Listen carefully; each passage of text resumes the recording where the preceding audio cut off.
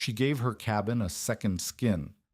Halvor Brecka, who had survived 12 Dakota winters and buried a wife and infant to the cold, told her, "Your children will freeze first because leather cannot stop a Dakota wind."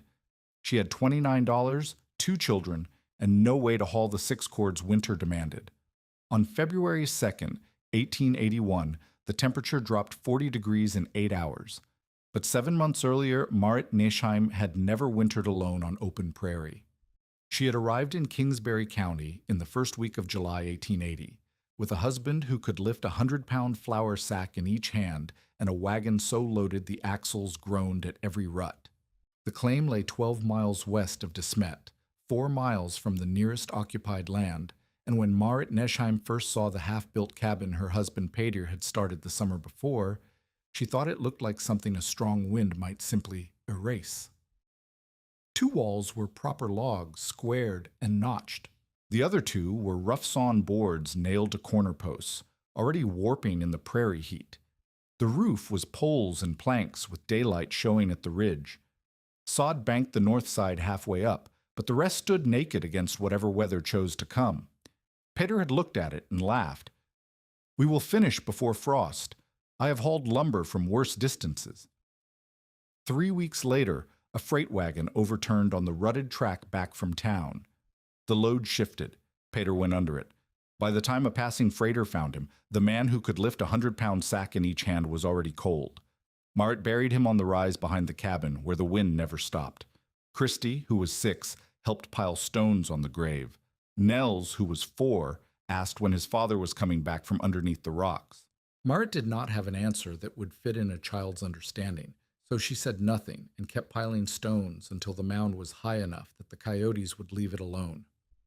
That night she counted what remained: $29 in coin and paper, 3 milk cows, one of them going dry, 1 steer that would need to be fed through winter or butchered before it, a wagon with a cracked rear hub that groaned when it turned left, less than 1.5 cords of dry wood stacked against the cabin's east wall, a claim that required her to live on the land and improve it for 5 years before it became hers, or pay the government $1.25 per acre to commute it early, money she did not have and could not borrow.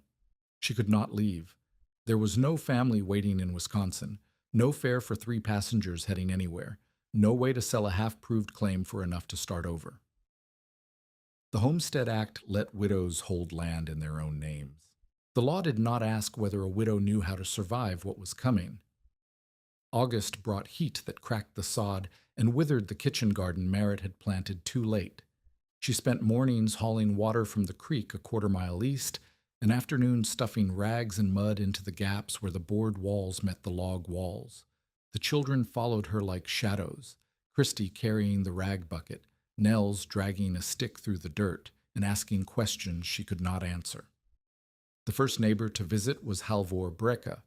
He rode up on a gray horse that looked as weathered as he did, a man in his late 50s with a face the wind had carved into permanent squint lines. He did not dismount. He sat in the saddle and looked at the cabin the way a doctor looks at a patient who will not recover. "You are Peter Neschheim's widow." "I am." "I knew him from town. He bought nails from the same shipment I did." Halvor shifted in the saddle, leather creaking. "I buried a wife and an infant after an early blizzard in '72. I have seen what winter does to people who are not ready." Marit wiped her hands on her apron and waited. Halvor pointed at the woodpile. "How much is that?" "1.5 cords, perhaps less." "You need 6, minimum. A small, tight house with a good stove burns 1 cord a month in bad weather. Your house is not small, it is not tight. And the stove," he looked at the pipe jutting from the roof. "That pipe has no collar. Sparks will land on your roof planks." "I am working on the gaps in the walls." "The gaps in the walls?" Halvor almost smiled, but there was no warmth in it. "Walk inside with me." She did not want to, but she led him through the door anyway. The interior was 1 room, 16 feet by 12, with a low loft reached by a ladder nailed to the wall. The stove sat in the center, its pipe rising through a hole in the roof that had been cut too wide and stuffed with rags. The board walls on the south and east sides let thin blades of light through where the planks had shrunk in the summer heat. The log walls on the north and west were better, but the chinking between them was old mud that had cracked and fallen out in places. Halvor walked to the south wall and put his palm against it. Feel that. Marit touched the boards. Air moved against her skin, warm now, but unmistakable. That is August air, Halvor said. In January, that will be 20 below. It will come through those boards like they are not there. It will come through the gaps in your chinking. It will come through that stove collar and freeze the children in their beds. I can re-chink the walls. You can re-chink the walls. Halvor walked to the door frame, which hung crooked on leather hinges. This door does not close square. When the wind blows from the north, it will push air straight through the gap at the bottom. You can see daylight under it right now. Marit said nothing. Halvor stepped outside and looked at the roof. Your boards are not lapped. Snow will drift through the ridge gap. You will wake up with white on your floor. If the drifting is bad, you will wake up with ice on your blankets. What would you have me do? Halvor turned and faced her. His voice was not cruel, but it was not soft either. I would have you send the children east, find family, find a church, find someone who can take them. Then I would have you ride out before the first hard frost and not look back. There is no one to send them to. There is no money for passage. Then find money, sell the cows, sell the steer, sell the wagon, bad hub and all. If I sell the cows, I have no milk. If I sell the wagon, I cannot haul wood. If I sell everything, I still do not have enough for 3 fares to anywhere. Halvor looked at the children standing in the doorway, Christy holding her brother's hand. He looked at the woodpile that was not enough. He looked at the cabin that leaked air from every seam. I have seen it before, he said. A woman alone, children too young to help with real work, not enough wood, not enough time. I buried my wife in January of 72. The baby died 3 days later. The cold does not negotiate. What would you have me do? Marit asked again. Halvor mounted his horse. I would have you understand what you are facing. You have 1 room, 1 stove, 1 bad roof, maybe 1.5 cords, and boards thin enough to whistle. You need 6 cords minimum. You need a man or a team to haul it. You need chinking redone before frost. You need a tighter roof. He gathered the reins. I'm not saying this to be harsh. I'm saying it because I've watched people die from being unprepared, and I would rather be harsh now than attend another burial in the spring. He turned the horse toward the track. Wrap that shack in all the hide you want, Marit, he called back over his shoulder. When the blizzard closes, your children will freeze first because leather cannot stop a Dakota wind. Marit did not know what he meant by wrapping the shack in hide. She had not said anything about hide to anyone. She assumed he was simply being colorful in his dismissal. She stood in the doorway and watched him ride toward the horizon until he was a dark speck against the yellow grass. Then she went inside and touched the south wall again. The air still moved against her palm. That night, after the children were asleep in the loft, she lit a candle and walked the perimeter of the cabin with her hand extended toward every wall, every corner, every seam. She counted the places where she felt air moving. There were 11. 11 places where winter could reach inside and find them. She did not sleep until nearly dawn. When she finally closed her eyes, she dreamed of snow sifting through cracks and piling white against the children's faces. September brought cooler nights and the knowledge that she was running out of time. Marit spent the first week hauling clay from a cut bank near the creek, mixing it with water and dried grass, and pressing it into every crack in the log walls she could reach. The mud chinking held where she applied it thick enough, but the board walls were a different problem. There was no gap to fill. The boards themselves were the problem. They were too thin, too warped, and the nails that held them had pulled loose in places.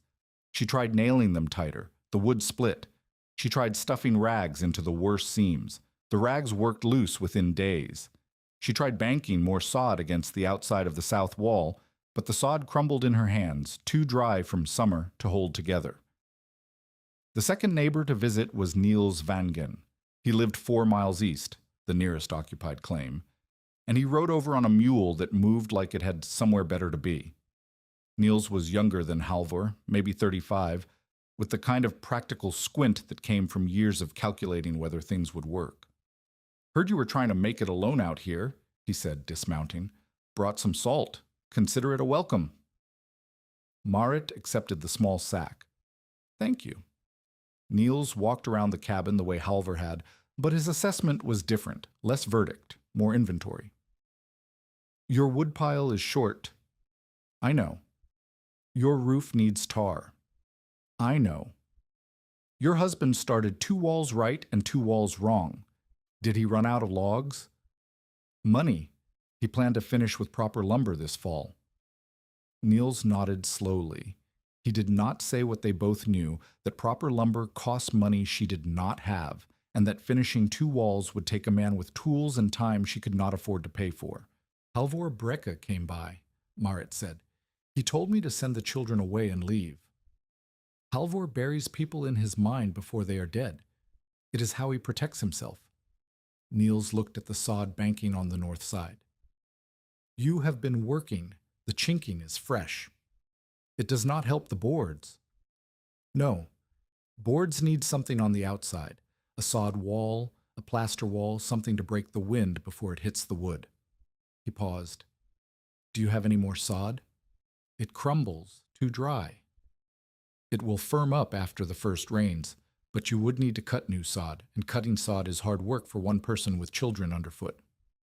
What else could I put on the outside? Niels shrugged. Tar paper, if you could get it. Canvas. Anything that breaks wind. He looked at her seriously. Do you have canvas? No. Could you afford any? No. Niels remounted the mule. I'm not telling you to give up. I'm telling you the facts. If those board walls are not covered with something before November, every bit of heat you make will fly straight out through the seams. He rode away, and Marit stood looking at the cabin she could not afford to fix with materials she could not afford to buy. In late August, she made a decision that felt like surrender. The steer had to go. She could not feed it through winter, and its meat would stretch further in the smoke barrel than it would on the hoof eating hay she did not have. But more than the meat, she wanted the hide. She had butchered animals before. Her father had taught her in Wisconsin, and she had helped Peter with a hog the first autumn after their marriage. But a steer was larger than a hog, and she had to do it alone. She chose a morning when the children were occupied with the chickens. She led the steer to the back of the cabin, looped a rope around a roof beam, and did what needed to be done. The work took most of the day. She skinned the animal in sections, cutting carefully to keep the hide in one piece. The meat she salted and hung in a makeshift smokehouse Peter had started, and she had finished. The bones she boiled for broth. The fat she rendered for tallow. Nothing was wasted because nothing could be afforded to waste. By evening, she had a cowhide spread on a frame Peter had built for grain sacks, a warped rectangle of salvaged boards that she had never found another use for. The hide hung heavy and wet, blood still draining at the edges. She scraped it the next day and the day after that, removing fat and tissue until the flesh side was smooth. Then she let it dry. What happened next changed everything. The frame had a bow in it, one side higher than the other from a warped board. Marit had stretched the wet hide across it without thinking much about the unevenness. But as the hide dried over the next 2 days, it tightened. On the third morning, she came outside to check it and stopped. The hide had dried drum tight, and as it tightened, it had pulled the warped board flat. The bow was gone. The frame that had been crooked was now straight, held rigid by the tension of the dried leather. Marit touched the hide. It was stiff and unyielding, the surface smooth from scraping. She stood there for a long time looking at the straightened frame. Her mother had rubbed tallow into winter boots in Wisconsin, working the grease into the leather until the boots shed water like a duck's back. She had watched freighters harness leather during summer storms, seeing how the dressed hides shed sleet while the rough wool beneath stayed dry and warm. The cabin's board walls breathed air. Chinking could not help them. There were no gaps to fill, only too thin wood that the wind cut through. Sod crumbled, and canvas cost money she did not have, but she had 3 cows that would need to be butchered when she could not feed them. She had the knowledge of how to skin an animal and scrape a hide. She had tallow. She had needles and thread. And she had seen what happened when wet hide dried tight against a frame. The idea took shape slowly, like something surfacing from deep water. If she stretched hides across the outside of the walls, wet, pulled tight, sewn together at the seams, they would dry hard against the boards. The wind would hit the leather first. The leather would not breathe the way the thin boards did. And if she dressed the seams with tallow the way her mother had dressed boots, the seams would shed water instead of drinking it. It was not insulation. She understood that. Leather would not keep her warm the way a thick log wall would keep her warm, but it might stop the wind from stealing the heat she made. She did not tell anyone. She did not know if it would work, but she went back to the hide on the frame and began measuring. The next visitor was not a neighbor. It was Asa Bell. He arrived on a wagon loaded with split wood, a man in his 40s with a drummer's smile and a merchant's eyes. Marit had seen him in town once, heard Peter mention his name, the freighter who hauled fuel and traded in whatever settlers needed badly enough to pay too much for. Mrs. Nesheim. He tipped his hat without removing it. I heard about your loss. I thought I would stop by and see if you needed anything. Marit wiped her hands on her apron. She had been scraping a second hide. One of the cows had gone lame on a stone, and she had decided to slaughter it early rather than nurse it through a winter she might not survive. I cannot afford to buy wood, she said. Did I say anything about selling? Asa Bell climbed down from the wagon and walked toward the cabin, looking at it the way a buyer looks at property he expects to acquire cheaply. I come in good faith. A widow alone, 2 children. The community should help. What do you want? Asa laughed easily. Direct. I respect that. He gestured at the hide stretched on the frame, at the second hide on the scraping beam, at the tallow rendering over a low fire near the smokehouse. I see you are keeping busy. Hides bring a fair price, you know. I could take them off your hands. I am not selling the hides. No? Asa's eyebrows rose. What use does a widow have for raw hides? Dressed leather, maybe. There's always a need for harness leather. But you do not have a tanning setup. You do not have the bark or the time. I am not tanning them. Then what are you doing? Marit said nothing. Asa walked closer to the hide on the frame, running his finger along the edge. This is good work. Clean scrape, even tension. Did your husband teach you this? My father. A practical man. Asa turned to face her. Mrs. Nesheim, I am going to be honest with you because I respect honesty. Winter is coming. You do not have enough wood. You do not have enough money to buy enough wood. And that cabin? He shook his head slowly. I have seen better shelters built by men who did not know what they were doing. Those board walls will whistle in January. Halvor Brekka said the same thing. Halvor Brekka knows what he's talking about. The difference between Halvor and me is that Halvor gives advice and rides away. I can actually help. Asa gestured at his wagon. 3 cords on that wagon. That is 2 more months of survival. I can bring you 3 more before the roads close. What would it cost? Asa named a figure. Marit felt her stomach clench. I do not have that much. I know you do not. But you have 3 cows and that wagon of yours, cracked hub, yes, but still usable. And you have those hides. He smiled the smile of a man who knew he was holding all the cards. I am not trying to cheat you. I'm trying to help you survive. You can pay me what you have now, trade the cows and wagon for the rest of the wood, and I will give you fair value on the hides to cover any balance. Marit looked at the hides, at the cabin, at the children's faces in the doorway. If I trade the cows, I have no milk.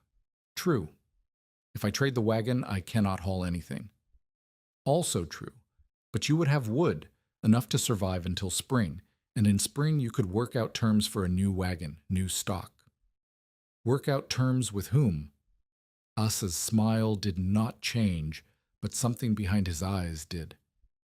With me, of course. I am the one offering to help. Marit understood then. Asabel did not want to help her survive. He wanted to own her survival. He wanted her to enter winter dependent on him, owing him, unable to refuse whatever terms he offered in the spring because she would have nothing left to bargain with. "No," she said. Asa's smile flickered. "No? I will not sell the cows. I will not sell the wagon. I will not sell the hides. Mrs. Nesheim, I am trying to. I know what you are trying to do." Marit stepped toward him, and something in her voice made him step back. "You are trying to buy me piece by piece until there is nothing left that belongs to me. And then in spring you will tell me what I owe, and I will have no choice but to pay it." Asa's face hardened. "You are making a mistake." "Maybe, but it will be my mistake." "When those hides rot on your walls," Marit stopped. "What did you say?" Asa realized he had revealed too much. He tried to recover. "Everyone is talking. You have been measuring the cabin, measuring the hides. People think you are planning to wrap the walls in leather like some kind of—" He searched for the word. "Like a tent. Like a hide tent." "And what do people think about that?" "They think you have lost your senses." Asa climbed back onto his wagon. "Leather cannot stop a Dakota wind, Mrs. Nesheim. All you will do is waste good hides that I could have given you fair money for." "Then I will waste them. And when your children are freezing in January, remember that I offered help and you refused it." Asa gathered the reins. "I will still have wood to sell. The question is whether you will have anything left to buy it with." He drove away, and Marit stood in the yard listening to the creak of his wagon until it faded into the distance. Niels Vangen came by later that day, having heard from a passing freighter about Asa's visit. "I heard you turned him down," Niels said. "I did." "Good. Asabel is the kind of man who helps people into graves and then sells the shovels." Niels looked at the hides stretched and drying. "Is it true, what he said? You're planning to wrap the cabin in leather?" Marit hesitated. Then she told him. Niels listened without interrupting. When she finished, he walked to the hide on the frame and pressed his palm against it the way Halvor had pressed his palm against the board wall. "It is tight," he said. "It tightened as it dried. The wetter I stretch it, the tighter it gets. And you think this will stop the wind?" "I think it will slow the wind. The boards breathe because they are thin. The leather does not breathe. If I cover the boards, the wind has to go through the leather first." Niels was quiet for a long moment. Then he shook his head, but not in dismissal, more in wonder. "You are building a boot for a house." "Is that ridiculous?" "It is." Niels stopped. "I do not know what it is. I have never heard of anyone doing it." He looked at the cabin, at the board walls, at the hide. "How many hides would you need?" 14, maybe 16 to cover the boards and the roof. I have 2 cows left and the one I already butchered. That gives me 3. I would need more. Slaughter in the settlement usually has extra hides. People sell them for harness leather, but some years there are more than the tanner can handle. Would people sell to me? For what? Marit had not thought that far. She looked at her hands, at the tallow fire, at the cows grazing beyond the cabin. "Milk," she said. "Butter. Cheese through winter if I can keep the cows alive long enough to milk them." Niels considered this. "You would need to keep the cows alive." "If the cabin holds heat, I can keep the cows alive. They can share the warmth." "You would bring cows into the cabin?" "If it meant survival, I would bring a cow into my bed." Niels laughed, a genuine sound surprised out of him. "You are not what I expected, Mrs. Nesheim." "What did you expect?" "A woman waiting to be rescued." He touched the hide one more time. "This is probably foolish. Asa is probably right that it will rot. Halvor is probably right that leather cannot stop what is coming." He paused. "But I have never seen anyone try it, and I have seen a lot of ways people fail. Maybe this is a new way to fail. Or maybe—" He did not finish the thought. "Or maybe it works." "Or maybe it works." Niels mounted the mule. I will ask around about hides. Do not expect charity, but do not expect hostility either. People out here respect someone who fights instead of surrenders. He rode east toward his claim, and Marit went back to scraping the second hide. Tell us in the comments, have you ever been doubted by someone who could only imagine the old way working? October came in cold and stayed cold.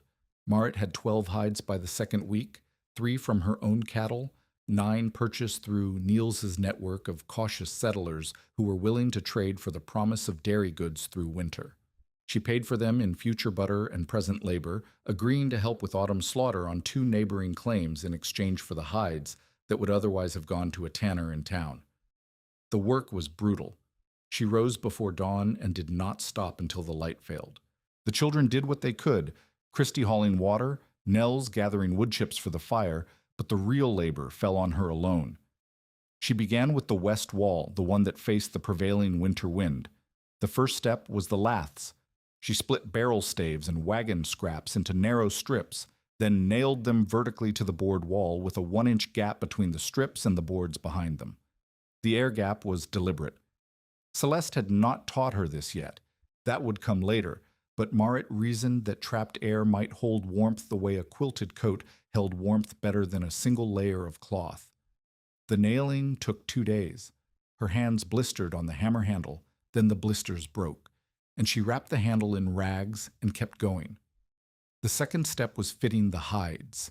She soaked each hide in the creek until it was pliable, then hauled it up the slope to the cabin on a drag made from 2 poles and a rope. Each hide weighed as much as Nell's when it was wet. She draped them over the laths one at a time, stretching them as tight as she could manage, then nailing the edges down with small tacks she had bought from the general store instead of from Asabel. The first hide went up crooked. She tore it down and did it again. The second hide tore at a nail head where she had pulled too hard. She patched the tear with a strip from the first hide scraps and kept going. By the end of the first week, the west wall was half covered. 4 hides stretched and drying, their edges overlapping by 2 inches the way shingles overlapped on a roof. The seams were rough. She had not yet dressed them with tallow, but already she could feel the difference when she pressed her palm against the interior wall. No air moved. She told no one about this small victory. The wall was not finished. The seams were not sealed. And she still had the north wall, the south wall, and the roof to go. But for the first time since Petter died, she felt something that was not despair. The first real test came on the 10th of October. A wind blew in from the northwest just before sunset, hard enough to rattle the door and make the stovepipe whistle. Marit was inside with the children, preparing supper, when she heard the sound she had learned to fear, the thin keening of air forcing itself through gaps in the walls. But when she walked the perimeter of the cabin with her hand extended, the sound came from different places than before. The north wall still leaked. The south wall still leaked. The roof ridge still let in a draft that made the lamp flame bend. The west wall was silent. She pressed her palm against the boards where the hide covered them from outside. The air was cold, October cold, not yet dangerous, but it was still. The wind that had been cutting through those boards for months was now hitting the leather first and going somewhere else. Marit went to the window and looked at the hide in the fading light. It had dried even tighter since she nailed it down, pulling against the laths until it was smooth and hard as a drumhead. The wind pushed against it and the hide moved slightly, flexing instead of tearing. That was when she understood something important. The hide was not supposed to be rigid. It was supposed to move. It was supposed to flex against gusts and spring back, absorbing the pressure the way a sail absorbed pressure without ripping. The boards behind it were the rigid part, the frame that held everything in place. The leather was the skin that kept the wind from reaching the frame. She had been thinking about it wrong. She had been thinking of the hides as a replacement for better boards, but they were not a replacement. They were an addition, a second layer, a second skin, a second skin. The phrase lodged in her mind and would not leave. The weather held through the third week of October, cold but clear. Marit finished the west wall and started the north. The north wall was log, not board, and the chinking held better than it had on the other walls. But there were still gaps at the corners where the logs met the board walls, and the eaves leaked air where the roof poles rested on top of the wall. She covered the north wall the same way she had covered the west, laths first, then wet hides stretched tight and nailed down. The work went faster now that she knew what she was doing, but her body was failing to keep up with what her hands had learned. Her shoulders ached from hauling wet hides up the slope. Her fingers cracked and bled from the lime she used to loosen the hair. She had lost weight she could not afford to lose, skipping the noon meal twice a week to stretch the flour barrel. The children watched her with eyes that understood more than they should have. Christy had started holding the awl basket without being asked, keeping the tools dry and organized. Nels had learned to feed the tallow fire without burning himself. On the 23rd of October, Marit was on the roof nailing down the first of the roof hides when her hand slipped and she nearly fell. She caught herself on the ridgepole, her body swinging out over the edge of the roof with nothing below but hard ground. The hammer tumbled from her grip and struck the dirt with a sound that seemed very far away. She hung there for a long moment, her arms burning, her breath coming in gasps before she pulled herself back up onto the roof and lay flat against the poles, staring at the sky. Christy's voice came from below. "Mama?" Marit closed her eyes. "I'm fine. Go back inside." She was not fine. She was exhausted in a way that sleep could not fix, and she still had half the roof and all of the south wall to go. On the 1st of November, a stranger arrived. Marit was at the scraping beam, working the last hide she had acquired, a thin cowhide from a worn-out milk cow that had died on a neighboring claim, when she heard a wagon approaching from the east. It was not Isabel's wagon. It was smaller, pulled by a single horse, and the woman driving it was no one Marit had seen before. She was perhaps 50, with dark hair going gray, and the kind of face that had spent decades outdoors without complaint. Her hands on the reins were calloused and capable. "You are Marit Neesheim," the woman said. It was not a question. I am Celeste Delorme."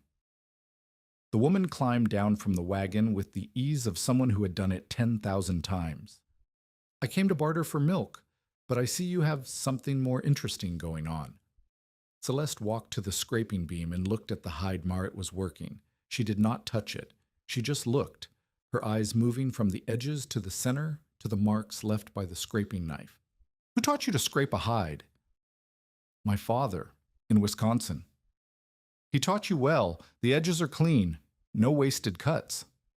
Celeste looked at the cabin, at the walls already covered in dried leather, at the roof half finished. "You are wrapping your house in skin." "Yes." "Why?" Marit told her. The wind that cut through the boards, the hide that dried tight on the frame, the idea that would not leave her alone. Celeste listened without expression. When Marit finished, the older woman walked to the west wall and pressed her palm against the leather the way everyone seemed to press their palm against things they did not understand. "The seams are wrong," she said. Marit's stomach dropped. "Wrong how?" "You have overlapped them, which is good, but you have overlapped them facing up. When the rain comes, the water will run down and under the overlap. It will sit against the nail heads and rot." "How should I do it?" Celeste turned to face her. "Where I come from, we stitched buffalo robes for the Red River trade. We made freight covers and tent walls and things that had to keep out weather for months. The seam always faces down, so water runs off the overlap instead of under it. And you dress the seam after you tension it, not before." "I have not dressed the seams yet." "Then you are smarter than you look." Celeste almost smiled. "You are doing the hard part already. You are not pretending to know things you do not know. That is why I stopped." "You stopped because I do not pretend?" "I stopped because I saw someone scraping a hide correctly." Celeste walked to the wagon and began unloading something wrapped in canvas. "I have seen people fail at this before. Men who thought leather was simple. Women who thought skill could be skipped. They ruin good hides and blame the material. I have ruined 2 hides already." "Good. Then you know what failure looks like." Celeste unwrapped the canvas. Inside was a collection of tools, curved knives, bone-alls, a wooden frame designed for stretching small hides. These were my mother's, and her mother's before her. I have no children to give them to. Marit stared at the tools. I cannot pay for those. I did not say you could. Celeste rewrapped them and set them back in the wagon. I said I came to barter for milk. If you have milk through winter, I will teach you to finish what you have started. If your cows die, the teaching ends. Why would you do that? Celeste looked at the cabin again, at the work already done, at the work still undone, at the children's faces in the doorway. Because winter is coming, she said, and I'm tired of watching people die from problems that have solutions. That night, after the children were asleep, Marit and Celeste sat at the table, and Celeste explained what Marit had been doing wrong. Cut while the hide is damp, not soaked to pulp. A hide that is too wet will stretch unevenly and tear when it dries. How wet is too wet? If you can wring water from it with your hands, it is too wet. If it does not bend easily, it is too dry. There is a moment in between. You will learn to feel it. What else? Stitch the seam as an overlap, not edge to edge. An edge seam pulls apart. An overlap seam gets tighter when tension increases. I have been overlapping. You have been overlapping facing up. Overlap facing down. Celeste demonstrated with her hands, showing how the upper layer should shed water onto the lower layer instead of trapping it against the join. What about the seams that are already done? You can fix them without taking down the whole hide. Cut the stitches, flip the overlap, restitch, then dress with tallow. Celeste paused. You have tallow? I have been rendering it from the cattle I butchered. Good. Dress the seam after tensioning, not before. If you dress before tensioning, the tallow makes the leather slippery and the seam shifts. If you dress after, the tallow seals a tight join. Marit wrote none of this down because she had no paper to spare. She repeated each instruction in her head until it lodged there. The roof, she said. How do I keep sparks from the stovepipe from landing on the hide? Celeste's face darkened. That is the real danger. Hide will burn. Tallow will burn faster. One spark on a dressed seam, and your house becomes a torch. What do I do? You build a collar. Iron scraps if you have them, clay if you do not. The collar goes around the pipe and the hide does not touch it. There is a gap of at least 4 inches between the leather and the hot metal. Pack the gap with wet clay that you replace after every hard freeze. I do not have iron scraps. Then you use clay. Clay cracks in cold weather. You will have to watch it and patch it. Celeste leaned forward. The real enemy is not cold. It is fire. Cold kills you slowly. Fire kills you fast and takes everything with it. Marit looked at the stovepipe jutting through the roof, at the ragged hole that Petter had cut too wide and she had stuffed with rags. I need to fix that before I put hide on the roof. You need to fix that before you put hide anywhere near the roof. The whole collar needs to be rebuilt. That night, lying on her pallet after Celeste had gone back to her wagon to sleep, Marit listened to the wind pushing against the walls and thought about all the ways she could still fail. The seams were wrong. The collar was dangerous. She had 6 weeks until deep winter and half the house still uncovered. But for the first time, she was not alone in the work. And for the first time, someone who understood what she was trying to do had looked at it and not called her foolish. She fell asleep listening to the leather flex against the wind. The second week of November brought the first real snow. It came in sideways, driven by wind from the northwest, and Marit watched from the doorway as it piled against the west wall of the cabin, the wall she had finished first. The hide shed the snow. The flakes hit the leather and slid down, piling in drifts at the base of the wall instead of forcing their way through the seams. On the uncovered south wall, she could see white dust sifting in through the gaps between the boards. She worked through the snow, her hands going numb inside mittens that were already wearing through at the fingers. Celeste stayed for 3 days, teaching and working alongside her, then returned to her own claim with a promise to come back when the weather cleared. By the 20th of November, the cabin was finished. 15 hide panels covered the walls and roof. The seams were overlapped correctly, stitched with waxed linen thread Celeste had provided, and dressed with tallow that gleamed dull brown in the winter light. The corners were reinforced with doubled strips of leather. The stove collar was rebuilt with clay packed over iron scraps that Niels Vangen had traded for 2 gallons of milk. From a distance, the cabin looked wrong. The leather was dark against the snow, smooth where the boards and logs beneath it were rough. The original structure was still visible in the shape of the building, but its skin was something else entirely. Halvor Brekke rode by on the 22nd. He did not dismount. He sat in the saddle and looked at the cabin for a long time. "You finished it," he said. "I finished it." "Does it work?" Marit pointed at the snowdrift piled against the west wall. "The snow does not come through." "Snow is not the test." Halvor's voice was flat. "When the blizzard comes, not the snow, the blizzard, that is the test." "I know." Halvor looked at her for a moment, and something in his face shifted. Not approval, not yet, but maybe the beginning of reconsideration. "I told you leather could not stop a Dakota wind," he said. "Maybe I was wrong about that. Maybe it stops the wind at the wall." He gathered his reins. "But there is a difference between stopping the wind and keeping your children alive through 9 days of hard weather." "I know there is a difference." "Do you?" Halvor turned his horse toward the track. "I hope you do, because when the real test comes, knowing the difference is the only thing that matters." He rode away into the white, and Marit stood watching until he disappeared. The roof hides creaked in the wind. The stovepipe sent a thin line of smoke into the gray sky.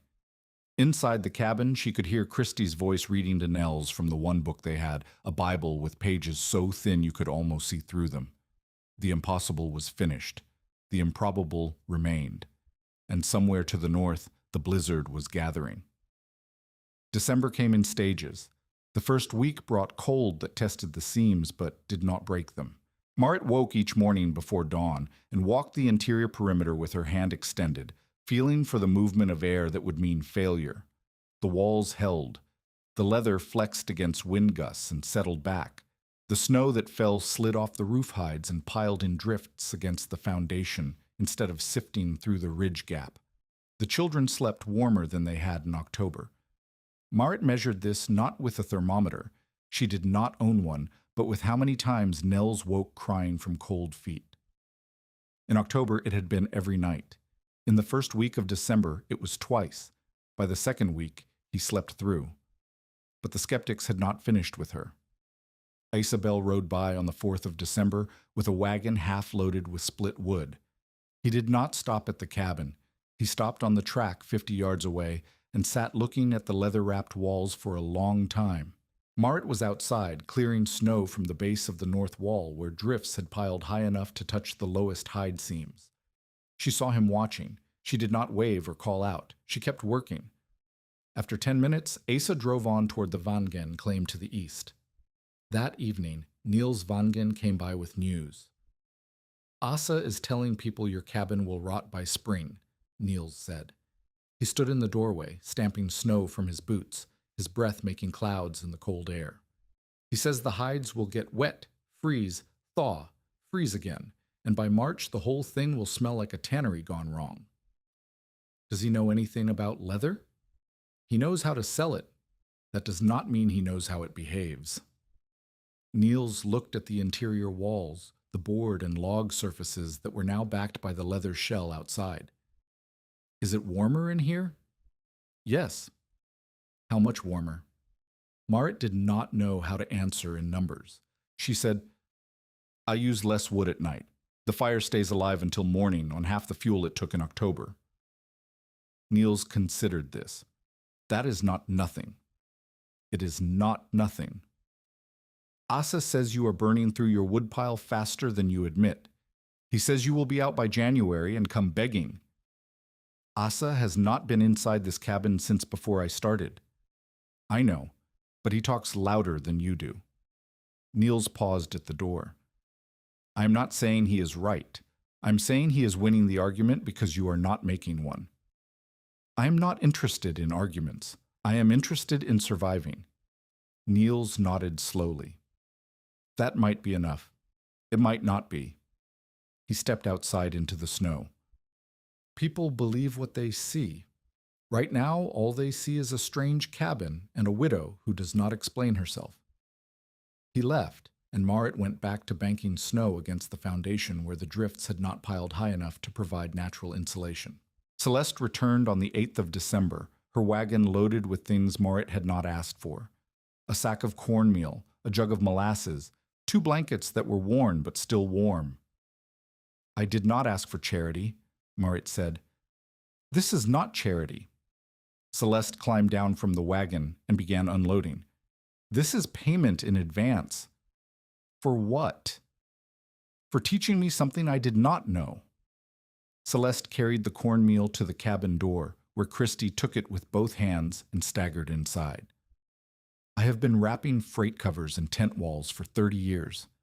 I never thought to wrap a house. You thought of it. That is worth something. I did not invent anything. You saw what no one else saw. Celeste cut her off. That is invention. The rest is just labor. They spent the day checking the seams that Marit had finished after Celeste's first visit. Most of them held. 2 had begun to pull apart where the tension had shifted as the leather dried further. This happens, Celeste said, kneeling at the base of the north wall where a seam had opened a gap the width of a fingernail. The hide keeps tightening for weeks after you think it is finished. The stitches stay the same. The hide shrinks. The stitches pull through. How do I fix it? You restitch with wider loops, and you check every seam after every hard freeze. Celeste began cutting the failed stitches with a small knife. This is not a thing you build and then forget. This is a thing you tend, like a garden, like a child. They worked together through the afternoon, Celeste teaching and Marit learning. The older woman moved with an economy that came from decades of practice, no wasted motion, no hesitation, every cut and stitch placed exactly where it needed to be. Where did you learn this? Marit asked. From my mother. And she learned from hers. Celeste did not look up from her work. My grandmother was Cree. My grandfather was French. They met on the fur trade routes and made a life between 2 worlds. My mother grew up sewing hides for traders who did not care what blood ran in her veins as long as the stitches held. And you? I married a man who trapped beaver and died of fever when I was 23. I married another man who freighted goods and died under a wagon wheel when I was 31. Celeste tied off a stitch and moved to the next seam. After that, I stopped marrying. I kept sewing. Do you have children? I had 3. 2 died before they could walk. 1 lived to 14, and then the cholera took him. Celeste's hands did not pause. That was 18 years ago. I've been alone since. Marit did not know what to say. She kept stitching. You are wondering why I'm helping you, Celeste said after a while. Yes. Because I am tired of watching women fail at things they could succeed at if someone taught them. Celeste looked up finally, her eyes sharp. Men fail too, but when men fail, people say the task was impossible. When women fail, people say the woman was foolish to try. I'm tired of that. So you teach women. I teach anyone who will learn, but women listen better. Celeste almost smiled. Men think they already know. Women know they do not. That makes women easier to teach. They finished the seam repairs as the light faded. Celeste stayed for supper, cornmeal mush with molasses, the first sweetness the children had tasted in weeks, and then slept in the cabin instead of returning to her wagon. That night, with the fire banked low and the children asleep in the loft, Celeste said something that lodged in Marit's mind and would not leave. A good method is not what saves one house. It is what another pair of hands can repeat. Marit lay awake long after Celeste's breathing had steadied into sleep. She thought about the seams she had learned to fix, the collar she had learned to maintain, the tension she had learned to adjust. She thought about how much of it she could explain to someone else. And she thought about the neighbors who were watching her cabin with suspicion, waiting for it to fail. The thermometer arrived on the 15th of December. Niels Vangen brought it, a mercury tube in a wooden case that his wife's family had sent from Minnesota. He did not give it to Marit. He hung it on his own cabin wall with a clear view through the window so he could read it without going outside. "Come by tomorrow morning," he said, "before dawn. We will see what your house does that mine does not." Marit came. The night had been cold, cold enough that her water bucket had a skin of ice by morning, cold enough that her breath froze on the blanket edge when she exhaled.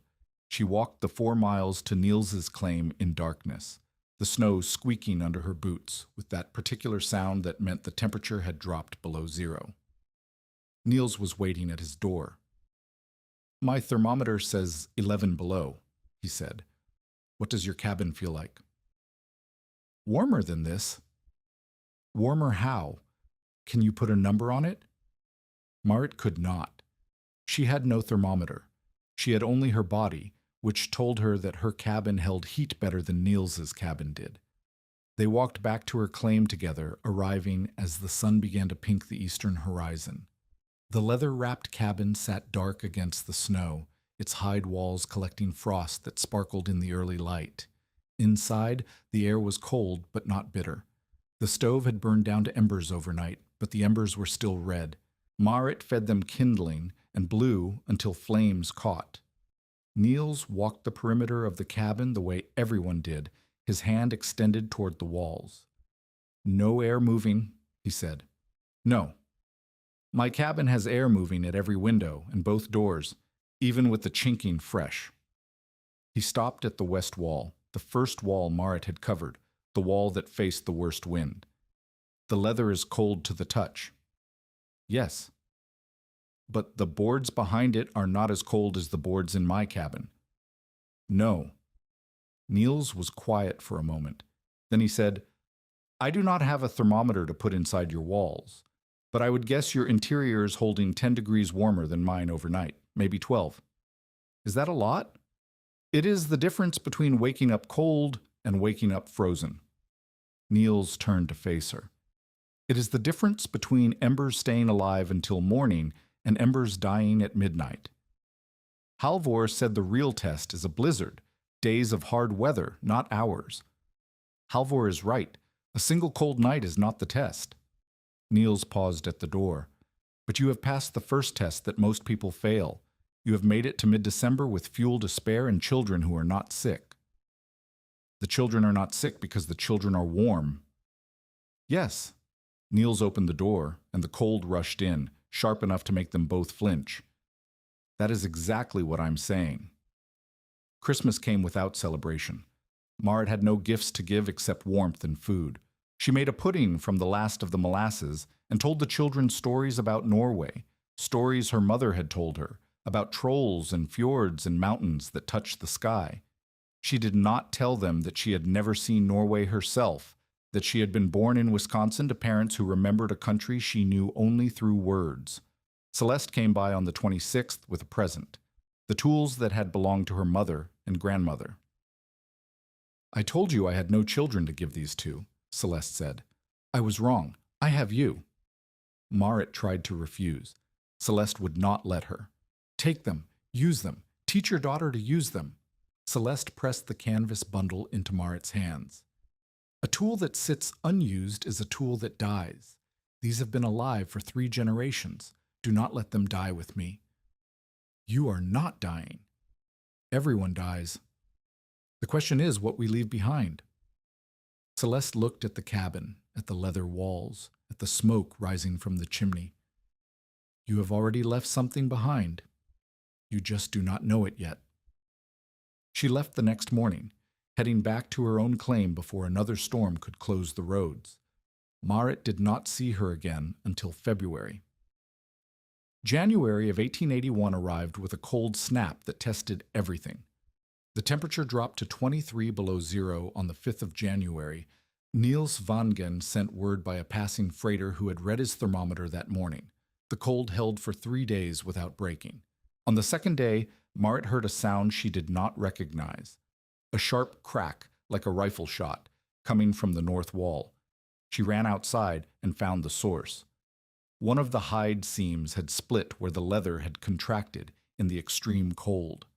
The gap was small, maybe 2 inches long, half an inch wide, but air was whistling through it with a sound that made her stomach drop. She patched it with a scrap of hide and tallow, working with bare hands that went numb within minutes. The patch held. The cold kept holding. On the third day, Halvor Brekka appeared. He did not dismount this time either. He sat on his horse at the edge of the yard and looked at the cabin with an expression Marit could not read. 23 below, he said. For 3 days. I know. Your chimney is still smoking. Yes. Your windows are not frosted from the inside. Marit looked at the windows. He was right. The glass was clear on the interior, frosted only on the exterior. In Nils's cabin, she knew, the interior frost built up so thick you could scrape it off with a knife. The hide stops the wind, she said. The wind is what steals the heat. I know what the wind does.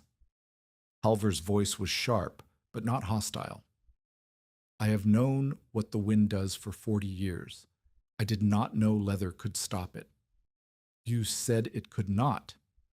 I said leather could not stop a Dakota wind. Halvor paused. Maybe I was wrong about that. Maybe what I meant was that leather alone could not stop it, but leather and boards and logs and a stove. He did not finish the sentence. Is that an apology? It is an observation. Halvor gathered his reins. The cold snap is breaking. It will warm up by tomorrow, but there is a blizzard building to the north. The freighters are talking about it. They say it could be the worst of the winter. When? A week, maybe 2, maybe less. Halvor looked at the cabin one more time. I still do not know if what you built will survive 9 days of hard weather, but I know it has survived 3 days of hard cold. That is more than I expected. He rode away, and Marit stood in the yard feeling something she had not felt in months. Hope. She crushed it immediately. Hope was dangerous. Hope made you stop working. She went back inside and began checking every seam, every corner, every join. If a blizzard was coming, she would be ready. The blizzard came on the 2nd of February. It did not arrive the way the cold snap had arrived, sudden and sharp, like a door slamming. It arrived the way a predator arrives, slowly, patiently, building in the north until the sky turned the color of slate and the wind began to rise. Marit saw it coming from the cabin door. The horizon vanished first, swallowed by a wall of gray that advanced across the prairie like something alive. Then the wall reached the claim, and the world disappeared. The first hour was not the worst. The wind was strong, but not yet screaming. The snow was heavy, but not yet blinding. Marit brought the 2 surviving cows into the lean-to she had built against the south wall of the cabin, a crude structure of poles and sod, barely large enough for the animals, but connected to the cabin by a plank door so their heat would help warm the interior. Christy helped her secure the door. Nels watched from the cabin window, his face pale in the gray light.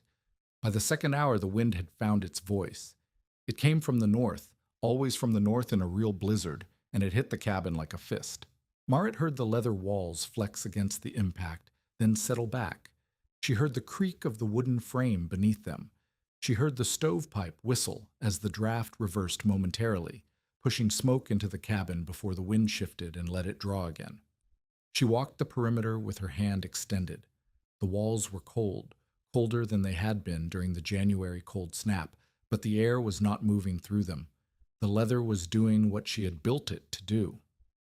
The first night was survivable. The children slept in the loft with every blanket Marit owned piled on top of them. She fed the stove every 2 hours, burning wood faster than she had planned, but not fast enough to threaten the supply.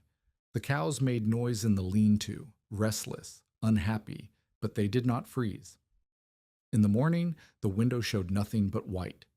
The second day was when things began to go wrong. Nels woke with a fever. Marit had been afraid of this, a child getting sick during the worst weather, when there was no way to reach help and no help that would come. She put her hand on his forehead and felt the heat radiating from his skin. My head hurts. Nels said. His voice was small and rough. I know. I know it hurts. When will Papa come back? Marit closed her eyes. Papa's not coming back, but I am here. I will not leave you. She gave him water from the bucket by the stove, the only water that was not frozen, and made him a pallet by the fire where she could watch him. Christy sat beside her brother and held his hand. Is he going to die? Christy asked. No. How do you know?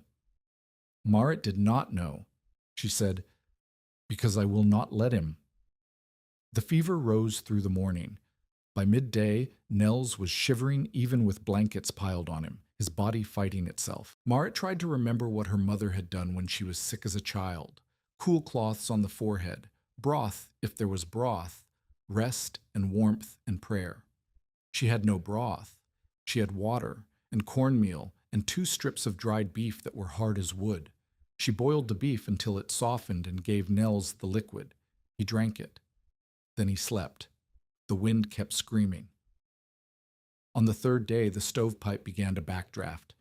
Marit was feeding the fire when she smelled the smoke, not the clean smoke of a proper draw, but the thick, choking smoke of combustion going nowhere. She looked at the stovepipe and saw gray wisps curling out around the collar. The pipe was blocked. Ice or snow had built up at the top, sealing it shut. She had 2 choices.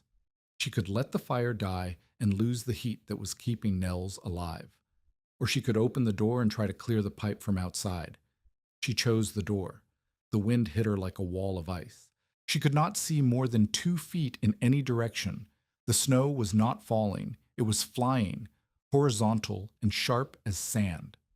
She felt her way along the wall toward the corner of the cabin, her mittened hands tracing the leather surface. The pipe jutted from the roof 10 feet up. She could not reach it from the ground. She needed to climb. There was a ladder on the west wall, 2 poles with crosspieces nailed between them, crude but functional. She found it by feel and began to climb. The wind tried to tear her off 3 times before she reached the roof. She hooked her arm through the highest crosspiece and held on, her body pressed flat against the leather, her face turned away from the blast. When she reached the pipe, she found the problem. Snow had packed around the iron collar, then frozen into a solid mass. The clay she had packed around the pipe had cracked in the cold, and more snow had forced its way through the cracks until the opening was nearly sealed. She could not clear it with her mittens. She pulled them off and began digging with her bare hands. The cold bit into her fingers immediately. She dug faster, tearing chunks of frozen snow from the pipe opening, feeling her skin go numb and then begin to burn. The ice broke away in pieces, first small, then larger as she worked. The wind blew the debris into her face and she kept digging. When the opening was clear, she heard the draft catch. A plume of smoke shot from the pipe, then another, then a steady stream as the stove found its draw again. She climbed down the ladder on legs that shook so badly she nearly fell twice. Inside, she plunged her hands into the water bucket by the stove and gasped as the warmth hit her frozen skin. Christy was staring at her. Your hands. Marit looked down. Her fingers were white at the tips, the color of candle wax. Frostbite. She flexed them experimentally. They moved, but she could not feel them moving. Get me the tallow, she said. Christy brought the jar, and Marit rubbed the grease into her hands, working it into the skin as feeling began to return. The feeling was pain, sharp, throbbing pain that made her want to cry out. She did not cry out. The children were watching. Is the fire going to stay on now? Christy asked. I do not know. I will have to check the pipe every day until the storm passes. How long will the storm last? Marit did not know that either. She said, as long as it wants to. On the 4th day, a miracle arrived at the door. The knock was so faint that Marit thought at first she had imagined it. Then it came again. Not a knock, really, but a thump, like something heavy falling against the wood. She opened the door to a wall of snow and a man half buried in it. He was not a neighbor she recognized. He wore the clothes of a hired man, heavy coat, worn boots, a scarf wrapped around his face so only his eyes showed. His eyes were wild with cold and fear. Please, he said. Mr. Bell's storehouse, the north wall. We cannot. He collapsed before he could finish. Marit dragged him inside and laid him by the stove. Christy brought blankets. Nels, still feverish but awake, watched from his pallet with wide eyes. The man's name was Jacob. He worked for Asa Bell, hauling wood and minding stock. He had walked 2 miles through the blizzard to find help because the north wall of Asa's storehouse annex had begun to fail. "The boards," Jacob said, his voice shaking. "The wind comes through. Mr. Bell has tried to block them with grain sacks, but the sacks freeze and the wind tears them loose. The flour is getting damp. The potatoes are freezing." "Where is Asa?" "At the storehouse, trying to save what he can." Marit thought about Asa Bell, the man who had tried to buy her dependence, who had told everyone her cabin would rot, who had laughed at the idea of wrapping a house in leather. His storehouse was failing, and he had sent a hired man through a blizzard to beg for help. She thought about the children, about Nels's fever, about the fire that needed constant tending and the pipe that needed constant clearing. She thought about what Celeste had said. A good method is not what saves one house. "I cannot leave," Marit said. "My son is sick. The pipe clogs if I do not clear it." Jacob's face fell. "But I can tell you what to do." Marit knelt beside him so he could see her face clearly. "Listen carefully. Do you have hides? Any hides, cowhide, horsehide, even calfskin?" "There are hides in the storehouse. Mr. Bell trades in them." "Good. Take the largest hides you can find. Soak them in water. They will freeze stiff, but that is fine. Nail them over the north wall, outside the boards, with the overlap facing down. Overlap each hide by 2 inches. The hides will freeze solid to the wall. The wind will hit the leather instead of the boards." "That is what you did?" "That is what I did. It works. Tell Asa that the woman whose cabin was supposed to rot told you how to save his storehouse." Jacob laughed, a strange broken sound that was half relief and half hysteria. "He will not like hearing that." "He does not have to like it. He just has to do it." Jacob stayed long enough to warm himself and drink water. Then he went back into the white, carrying knowledge that had not existed 6 months ago. Marit watched him disappear into the storm and felt something she had not expected to feel: satisfaction. If you're invested in this story, hit subscribe and stay with us, because what happens next changes everything. On the 5th day, Halvor Brekka appeared at the door. He had followed a rope line from his son's claim a mile to the north, a lifeline tied between buildings that let people navigate when visibility dropped to 0. He looked older than he had 2 months ago, his face carved deeper by the cold. "I came to see if you were alive," he said. "We are alive." Halvor stepped inside and stopped. He stood in the center of the cabin and looked around slowly at the stove still burning, at the children warm in their blankets, at the walls that did not whistle or leak. "No snow on the floor," he said. "No. No frost on the window glass inside." "No. Your stove is still going." "The pipe clogs with ice. I have to clear it every day." Halvor walked to the west wall and pressed his palm against it. He stood there for a long moment, feeling whatever he felt, and then he lowered his hand. "I told you your children would freeze first because leather could not stop a Dakota wind." "I remember. I was wrong." Halvor turned to face her. The admission cost him something. She could see it in the set of his jaw, the way he held himself. "Not about the leather. The leather is just leather. I was wrong about you. I thought you were a woman who did not understand what she was facing. You understood. You just found a different answer." "Is that an apology?" "It is an acknowledgement." Halvor paused. "Asa Bell's hired man came to my son's place last night. He said you told him how to save the storehouse. He said Asa spent the night nailing hides to the north wall exactly the way you described." "Did it work?" "He said the wind stopped coming through. He said the flour is no longer getting damp." Halvor almost smiled. "He said Asa Bell has not spoken a word since the wall went quiet. He just keeps staring at the leather like he cannot believe what he's seeing. Marit did not laugh. She was too tired to laugh, but something in her chest loosened, something that had been tight since July. "The storm is not over," she said. "No, but the worst has passed. The wind is dropping. Another day, maybe two, and we will be able to dig out." "My son has a fever." Halvor looked at Nels on his pallet by the stove. "Has it broken?" "Not yet." "Keep him warm, keep him drinking. Fevers break on their own, or they do not. There is nothing more to do but wait." Halvor moved toward the door. "I will send my daughter-in-law when the roads open. She knows herbs." "Thank you." Halvor paused at the door. "I buried my wife in a blizzard worse than this one. I buried my infant 3 days later. I've been waiting 40 years for another blizzard to prove me right about what survives and what does not." He looked back at her. "You prove me wrong. That is not comfortable, but it is good."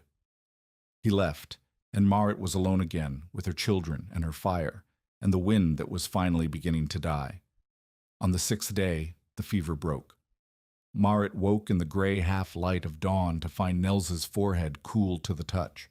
His eyes were clear when he opened them, and his voice was stronger when he asked for water. "Am I better?" he asked. "You are better. Is the storm over?" Marit looked at the window. The snow had stopped. The wind had dropped to a whisper. She could see the outline of the lean-to against the south wall, and beyond it, the white expanse of the prairie stretching toward a horizon that was visible for the first time in nearly a week. "Yes," she said. "The storm is over." She went to the door and opened it. The drift outside was chest high, so high she could not have opened the door outward if it had swung that way, but it swung inward, and she stood in the opening and looked at a world made new by snow. The cabin was still there. The leather walls were still tight. The stovepipe sent smoke into a sky that was clear and blue and cold enough to hurt. She had done it. The children came to stand beside her, Christy holding Nels's hand, both of them squinting in the brightness after days of dimness. "It is pretty," Christy said. "It is. Can we go outside?"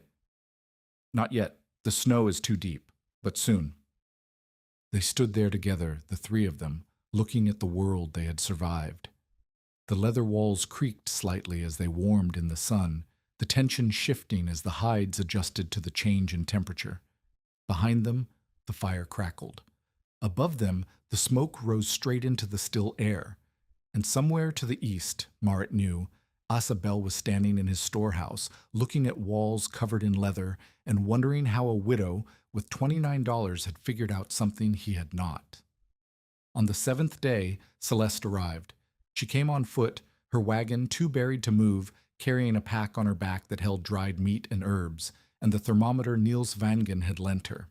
"I came as soon as I could dig out," she said. "Let me see the boy."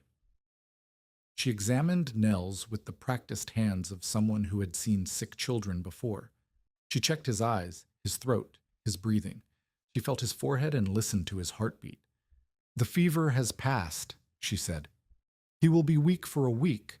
Do not let him run around in the cold. Feed him broth when you have it." "I do not have it." Celeste opened her pack and took out a bundle wrapped in cloth. "Dried venison. Boil it long enough, and you will have broth." Marit took the bundle. "You keep saving me." "I keep paying you." Celeste looked around the cabin, at the walls that had held, at the fire that was still burning, at the children who were still alive. "What you built here, it worked. I was not sure it would. I hoped, but I was not sure." "Neither was I. That is why it matters." Celeste sat down at the table with the heaviness of someone who had walked miles through snow. Certainty is cheap. Anyone can be certain about things that have already been proven. You were uncertain and you built it anyway. That is courage. "I did not have a choice." "There is always a choice. You could have given up. You could have sent the children away. You could have done what Asabel wanted and let him own your survival." Celeste shook her head. "You chose this. That is not nothing." They sat together in the warmth of the cabin while the sun rose higher and the snow began to sparkle like scattered diamonds. The world outside was brutal and beautiful and utterly indifferent to whether anyone survived it. But Marit had survived. The children had survived. The method had held. And in the silence after the storm, something new was beginning to grow. On the 8th day, a neighbor came for help. His name was Sigurd Flaten, and he lived 5 miles to the north. His wife and 3 children were huddled in a cabin that had never been properly sealed, and he had lost 4 fingers to frostbite trying to fix it during the storm. Halvor Breke told me about your walls, Sigurd said. He stood in the doorway with his bandaged hands held against his chest. He said you wrapped them in leather. He said your fire stayed lit the whole storm. It did. Can you show me how? Marit looked at his hands. The fingers she could see were black at the tips, the signs of frostbite that had gone too far. She looked at his face, gaunt and desperate, the face of a man who had nearly lost everything. I can show you, but you cannot do the work yourself. Your hands need to heal. My wife can work. My son is 14. He can work. Then bring them here. Bring any hides you have. I will teach them what I know. Sigurd's eyes went bright with something that might have been tears or might have been the cold. I cannot pay you. I do not want payment. I want your children to survive the next storm. Marit paused. And the one after that. Sigurd left to fetch his family. Celeste watched him go from the window. That is 3, she said. First the hired man from Asabel's storehouse, then Halvor Breke's acknowledgement. Now this. 3 what? 3 people who know what you did. 3 people who will tell others. Celeste turned to face her. A method that saves 1 house is a curiosity. A method that saves 3 houses is a discovery. A method that saves 10 houses is something else entirely. What is it? Celeste smiled, the first real smile Marit had seen from her. It is the beginning of something that will not stop. On the 9th day, the snow began to melt in the afternoon sun, and the world outside the cabin started to emerge from white. The roads would not be clear for days yet.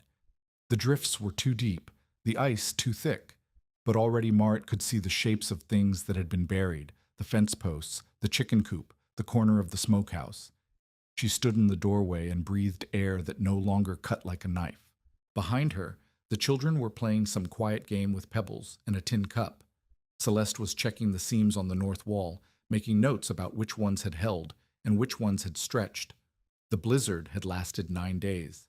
Marit had started with less than 2 cords of wood. She had burned through most of it, but not all. There was still enough left to see them through to the next warm spell, when she could haul more from the deadfall timber along the creek. She had started with $29. She had spent the last of it on nails and awls and thread. But she no longer needed money to survive. She had something more valuable. She had knowledge that worked. And she had neighbors who were beginning to understand that it worked. Halvor Breke had told her the children would freeze first because leather could not stop a Dakota wind. The children had not frozen. The leather had stopped the wind. And somewhere in the settlement, people were beginning to wonder what else the widow with the strange cabin knew. Marit did not know what came next. She did not know if the hides would rot in spring or if the seams would hold for another winter. She did not know if Asabel would keep fighting her or if he would accept what had happened. But she knew one thing. She had built something that worked. She had survived something that should have killed her, and she was no longer alone. The storm had passed. The worst was over, and the best was just beginning. The roads opened on the 15th of February, and the visitors began to arrive. First came Sigurd Flaten with his wife and son. They brought 4 hides salvaged from autumn slaughter and hands willing to learn. Marit taught them what Celeste had taught her, how to soak without soaking too long, how to stretch without tearing, how to overlap facing down so rain would shed instead of seep. The son, a tall boy named Embret who barely spoke, proved to have steady hands and good instincts. By the end of the first day, he was cutting hide panels while his mother stitched seams under Marit's supervision. The hardest part is the tension, Marit told them. Too loose and the wind gets under it. too tight and it tears when it dries further. There is a moment when it feels right. You will learn to recognize it. How long did it take you to learn? Sigurd's wife asked. I am still learning. They worked for 3 days. When they left, they carried knowledge and enough finished panels to cover the north wall of their cabin, the wall that had nearly killed them. Second came Niels Vangen. He did not come to learn, he came to measure. I want to know if what you did is repeatable, he said. He carried a notebook and the thermometer from his cabin. If it only works for you, it is a curiosity. If it works for anyone who tries it, it is something else. What would it be? A method. Niels set up the thermometer inside her cabin, then walked outside to check the one he had mounted on her exterior wall. Halvor Brekka's cabin lost 12 degrees overnight during the cold snap in January. Mine lost 10. Yours lost. He checked his notes. 4, maybe 5. I do not know what those numbers mean. They mean you burned half the wood and stayed twice as warm. Niels wrote something in his notebook. That is not nothing.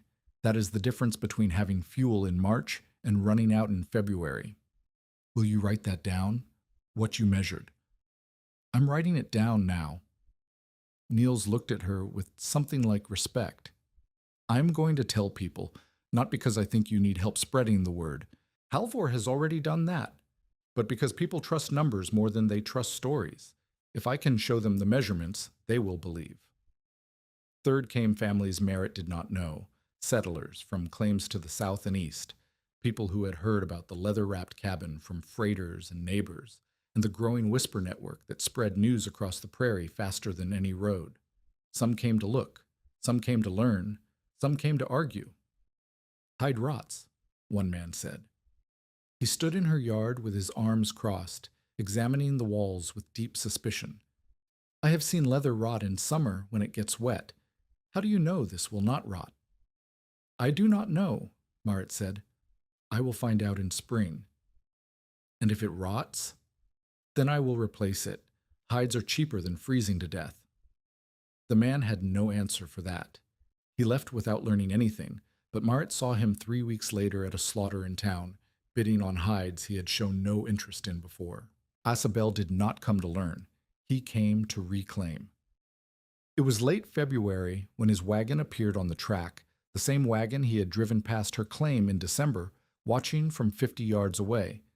This time he drove all the way to the cabin and climbed down with the careful movements of a man who knew he was walking into territory where he had lost ground. Mrs. Neshim. He tipped his hat. I hear you have been busy. I have. Teaching people, I hear. Showing them your method.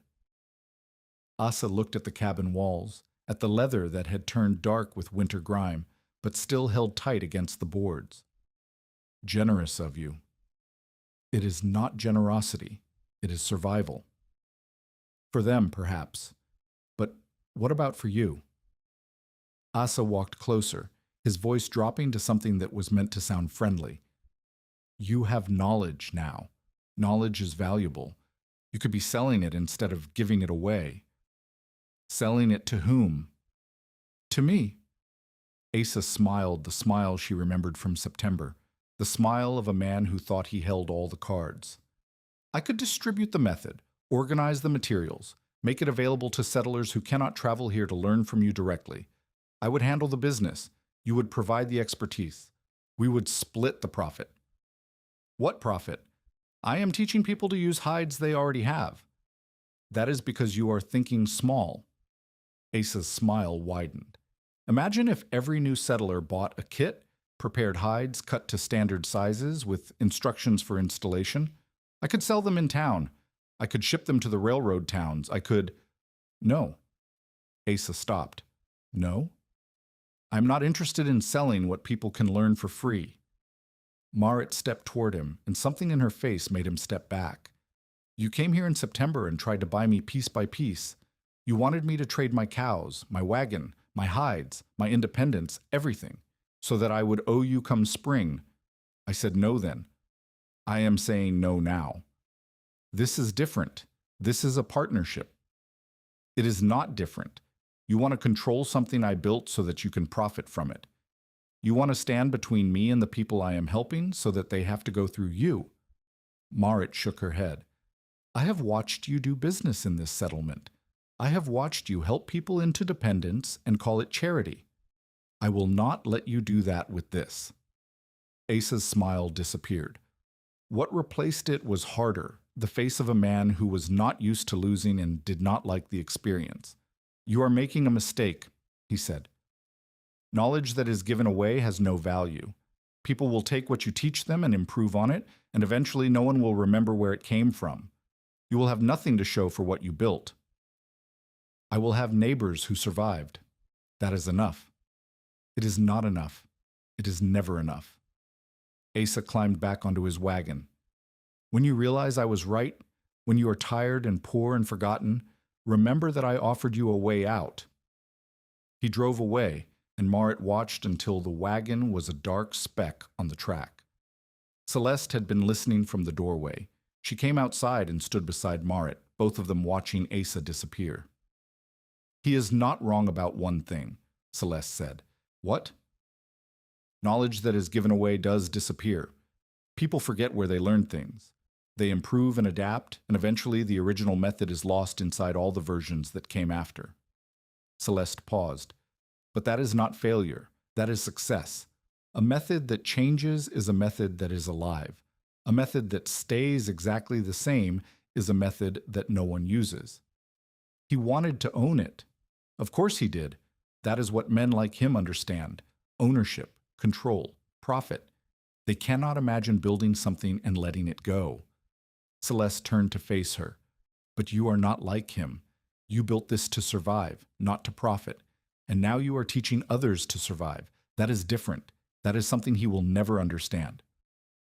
March brought thaw and the first real test of whether the hides would rot. They did not rot. The seams that Marit had dressed with tallow shed snowmelt the way a duck's back shed water. The leather dried in the spring sun and stayed tight against the laths. In places where the tension had shifted over winter, she cut the stitches, repositioned the panels, and restitched them with the same waxed thread she had used in the fall. "You will need to do this every spring," Celeste said. They were working together on the north wall, replacing a panel that had torn at a corner where a nail had pulled loose during a late winter gust. "The leather moves, the wood moves. They do not move together. You have to adjust." "Is that a problem?" "It is maintenance. Everything requires maintenance. The question is whether the maintenance is worth what the thing provides." Celeste tied off a stitch and tested the tension with her palm. "A house that loses heat every winter requires more fuel. Fuel costs money or labor. If the labor of maintaining the leather is less than the labor of hauling extra wood, then the leather is worth it." "I think it is worth it." "So do I. But you should know why, not just feel why." Celeste moved to the next seam. "Asabel thinks in money because money is all he understands. You need to think in work. How much work to maintain this? How much work saved by having it? When you can answer that question with numbers, you can explain it to anyone." They worked through the morning. The sun climbed higher, and the air warmed until Marit had to shed her coat. Christy brought water from the creek, carefully navigating the muddy path she had walked 100 times. Nels, recovered from his fever, but still thin, sat in the doorway and watched. "Celeste," Marit said during a pause in the work, "what happens when you are not here?" "What do you mean?" "You have taught me almost everything I know about this. You have helped me every time I needed help. But you have your own claim, your own life. You cannot keep coming here." Celeste did not answer immediately. She finished the stitch she was working on, tied it off, and then sat back against the wall. "I have been thinking about that," she said finally. "I am not young. I have no children to care for me when I cannot care for myself.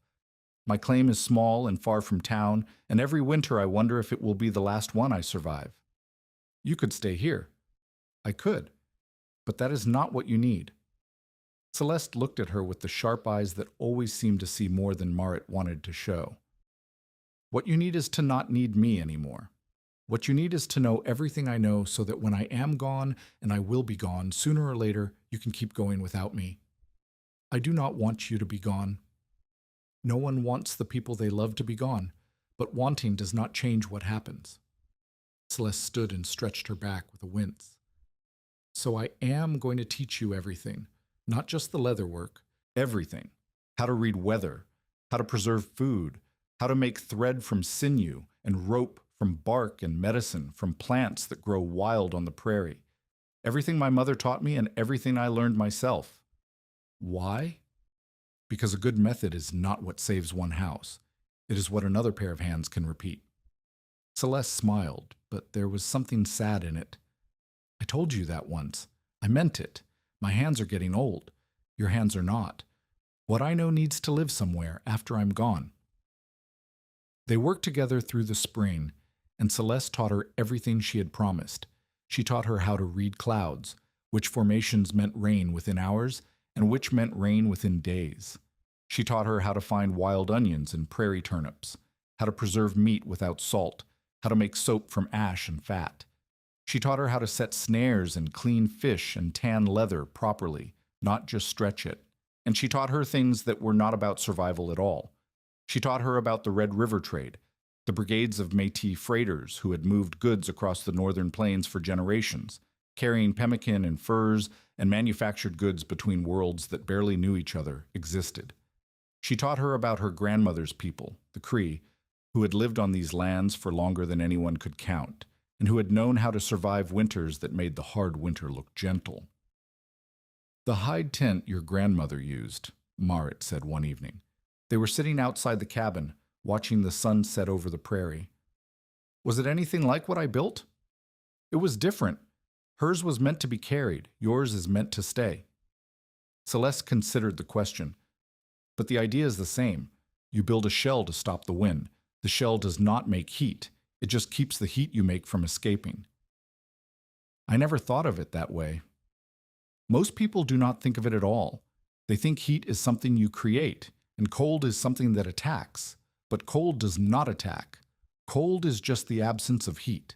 The wind is what attacks. It carries your heat away faster than you can make it. Stop the wind, and you stop the attack. Is that what your grandmother believed? It is what she knew. Believing is for things you cannot prove. She could prove it every winter. They sat in silence for a while. The sky turned orange, then pink, then purple. The first stars appeared. I am going to miss you, Marit said. Celeste did not answer, but she reached over and took Marit's hand, and they sat together until the stars were thick enough to cast shadows. Celeste died in November of 1882. She had been sick since late September, a cough that started small and grew until it shook her whole body, a weakness that made it hard for her to walk from her wagon to the cabin door. Marit had begged her to stay, to rest, to let the sickness pass. I have seen this sickness before, Celeste said. Her voice was rough, damaged by weeks of coughing. I know what it does. It does not pass. It waits. Then let me care for you until what? Until I cannot breathe? Until I choke on my own blood? Celeste shook her head. That is not how I want to be remembered. I want to be remembered teaching, not dying. She kept teaching as long as she could. Even when she could no longer hold a needle, she sat and watched and corrected and explained. Even when she could no longer walk to the cabin, Marit brought work to her wagon, and they talked through methods and problems and solutions until Celeste's voice gave out entirely. On the night she died, Marit was with her. The wagon was cold, too cold, even with blankets piled high and a small fire burning in a tin box that served as a stove. Celeste's breathing had gone shallow hours ago, each breath a small victory against the weight that was pressing down on her chest. The tools, Celeste whispered. The ones I gave you. My mother's tools. I have them. I use them every day. Good. A ghost of a smile. Teach Christy. She has good hands. I will. And do not let Isabel, Celeste coughed, a wet sound that made Marit's stomach clench. Do not let him win. What you built, it is bigger than money, bigger than profit. It is She did not finish. Her eyes closed, her breathing slowed, and then it stopped. Marit sat with her for a long time, holding her hand while it went cold. She did not cry. There would be time for crying later. Right now there was only the silence and the cold and the weight of everything Celeste had given her pressing down on her chest, the way the sickness had pressed down on Celeste's. When dawn came, she went outside and began digging a grave. She buried Celeste on the rise behind the cabin, near the stones that marked Peter's grave. She did not have a minister or a congregation. She had only herself and her children standing in the November cold, saying words that felt small against the size of what had been lost. She taught me everything, Marit said. It was not much of a eulogy, but it was true. She came here because she saw me scraping a hide and thought I deserved to learn how to do it right. She stayed because... She stopped. She did not know why Celeste had stayed. She had never asked. She stayed because she wanted to, Christy said quietly. She told me once. She said you were the daughter she never had. Marit looked at her daughter, 8 years old now, growing tall, with hands that were already learning to hold needles and cut leather the way Celeste had taught her. Did she say anything else? She said to tell you that the method will outlive both of you. She said you would understand what that meant. Marit understood. A good method is not what saves one house. It is what another pair of hands can repeat. She finished the burial and went back to work. The world did not stop for grief. Winter was coming. There were seams to check and hides to prepare, and neighbors who still needed help. Celeste was gone, but what Celeste had taught was still alive. That would have to be enough. The winter of 1882 was not as brutal as the winter of 81, but it brought a crisis of a different kind. The livestock fever came in January. It moved through the settlement like a wildfire, jumping from claim to claim, killing calves and weakening cows until the survivors were too thin to give milk and too valuable to slaughter. By the end of the month, 5 families had lost all their stock. 3 more had lost enough that they were facing spring with nothing to breed from. Marit's cows survived. She did not know why, maybe the warmth of the leather-wrapped lean-to, maybe luck, maybe something in the way she had fed them through the cold months. But when the fever passed, she had 2 healthy cows and a calf that was thriving, and she had neighbors who had nothing. The first family came to her on the 2nd of February, exactly 1 year after the blizzard that had nearly killed her. They were the Tvaits, from a claim 3 miles south. The wife was pregnant, and the husband had just buried their last milk cow. "We have nothing to feed the baby when it comes," the husband said. His name was Knut, and he looked like a man who had not slept in weeks. "The nearest town is 12 miles. We cannot afford to buy milk. We cannot afford to buy a cow." "How long until the baby comes?" "A month. Maybe less." Marit thought about Celeste, about what Celeste would have said, what Celeste would have done. She thought about the method that was bigger than profit, bigger than money, bigger than any one person's survival. "I can give you milk," she said, "through the spring until you can find a new cow. I cannot give you a cow, I need them both, but I can give you milk." "We cannot pay." "I did not ask you to pay." Marit looked at the wife, young, maybe 20, with the drawn face of someone who had been living on fear for too long. "What I ask is that you learn. I am teaching people how to wrap their houses the way I wrapped mine. If you learn, and you teach others, that is payment enough." The Tvaits learned. They came to the cabin 3 times a week to collect milk, and while they were there, Marit taught them what Celeste had taught her. By the time the baby was born in March, Knut could stretch a hide and stitch a seam as well as anyone in the settlement. If this story reminds you why preparation matters, share it with someone who needs to hear it. The spring of 1883 brought Asabel back to her door. He did not look the same. The confidence she remembered from their previous encounters was gone, replaced by something harder and more desperate. His clothes were dusty, his wagon half empty, his face carved with lines that had not been there a year ago. "I need your help," he said. Marit waited. The storehouse annex, the one Jacob came to you about during the blizzard. The hides we put up that night, they saved the flour, they saved the potatoes, but they did not save the annex itself. Asa's jaw tightened. The boards rotted beneath the leather. The structure is failing. I need to rebuild before next winter or I lose everything. Why come to me? Because you know how to do it right. I did it wrong. The admission cost him something. She could see it in the way he held himself, the tension in his shoulders. I nailed the hides directly to the boards without any gap. The moisture could not escape. The wood rotted from the inside. Celeste told me about that. The air gap is essential. I know that now. I did not know it then. Asa looked at the ground. I am asking for your help. I will pay whatever you think is fair. Marit thought about everything Asa had done, the predatory offers, the rumors, the attempt to buy her method and sell it back to people who could learn it for free. She thought about the satisfaction she would feel in turning him away, and she thought about what Celeste had said, "What you built is bigger than money." "I will not take your money," she said. Asa's face fell. "Then I will go elsewhere. I will find someone who... I will not take your money because this is not about money." Marit stepped toward him. "You tried to buy me. You tried to buy my method. You told everyone my cabin would rot and my children would freeze. You wanted me to fail because my success made you look foolish. I know what I did." "Good. Then you understand why I will not take your money." Marit paused. "But I will take your labor." "My labor?" "You will come here and learn how to do the work correctly. You will hold the awl yourself.